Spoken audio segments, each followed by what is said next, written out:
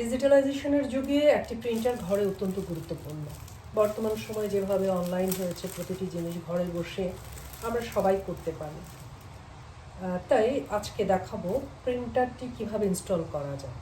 আসলে প্রিন্টারের সাথে থাকা এই ইউজার ম্যানুয়াল বা ইউজার গাইড, আপনাকে সেট আপ ইনস্ট্রাকশন ডিটেলস দেওয়া আছে, এগুলো আলাদাভাবে বোঝার বা শেখানোর কিছু নেই।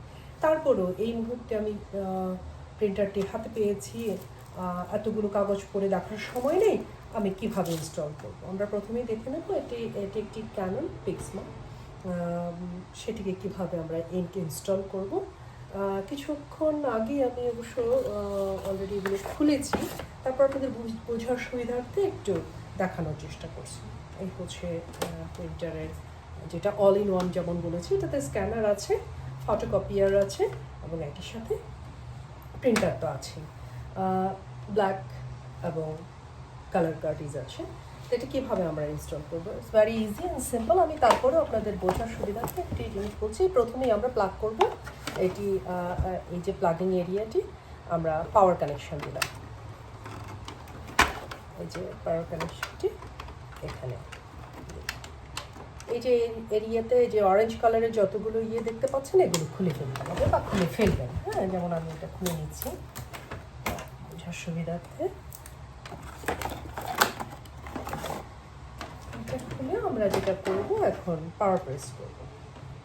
তো তার আগে আমরা যেটা করে নিতে পারি পাওয়ার প্রেসেরও আগে, সেটা হচ্ছে আমাদের এখানের মাঝে এখন পর্যন্ত ইঙ্ক সেটা রিফিল নেই বা এক্সট্রা একটা ইয়েতে এই যে বক্সে অলরেডি হচ্ছে কার্টিজগুলো এসছে, ইঙ্কজেট যদিও এটা।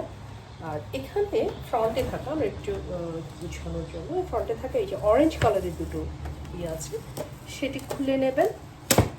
খুলে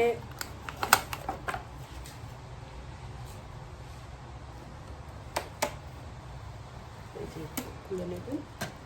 এটা আসলে সিকিউরিটির স্বার্থে এবং খোলা হয়। নিচের ট্রেটি আমরা দেখে নেবো, এই যে হচ্ছে কাগজটা যখন এসে উল্টে না পড়ে যায় সেটির একটি ব্যবস্থা করা আছে।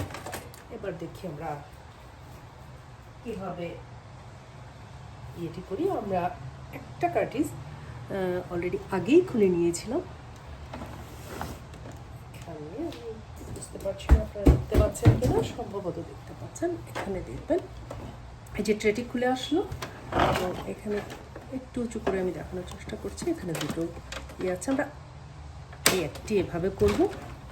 এখানে যে কালার এবং ব্ল্যাক এই দুটো ইয়ে দেওয়া আছে, আমরা এই যে ব্ল্যাকটি থেকে যে অরেঞ্জ কালার যেমনটি বলছিলাম এটা খুলে দেবো।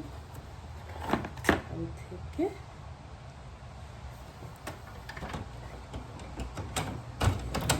এই যে দিয়ে দিলাম, চলে আসলো। এরপরে বাকি আছে যেটি 276 মানে কালার, এটা ওপেন করে নিচ্ছি।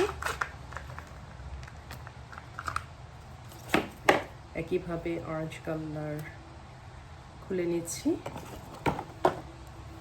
ঠিক যেভাবে আগেরটি লাগিয়েছিলাম ওইভাবে দিচ্ছি, দিয়ে ওপেন করে দিচ্ছি।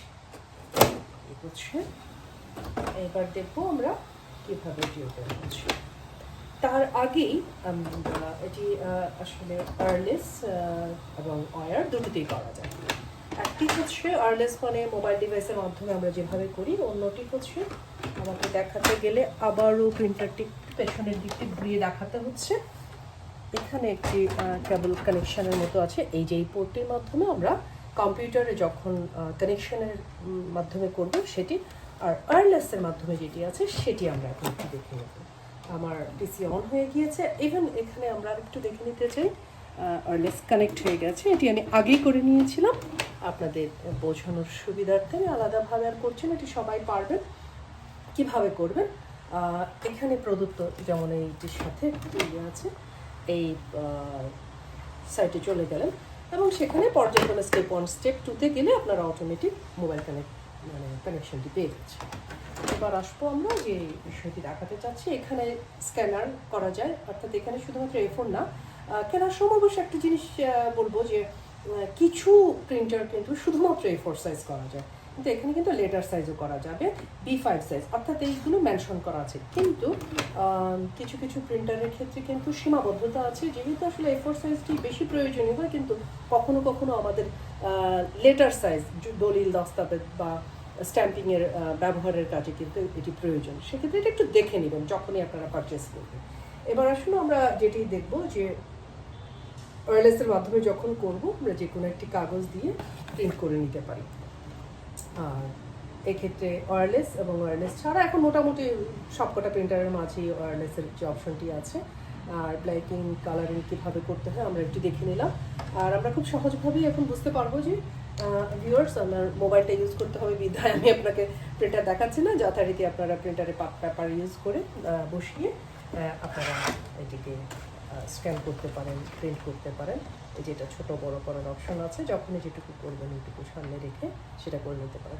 আশা করছি অন্ততপক্ষে এইটা প্রথম অবস্থায় কিছুই পড়বো না, কোনো পড়ার এই মুহূর্তে আমার কোনো সময় নেই, সেক্ষেত্রে আমরা কীভাবে করবো এটা দেখে নিতে পারলাম। আপনারা ভালো থাকবেন, শুভেচ্ছা সবাই, ধন্যবাদ।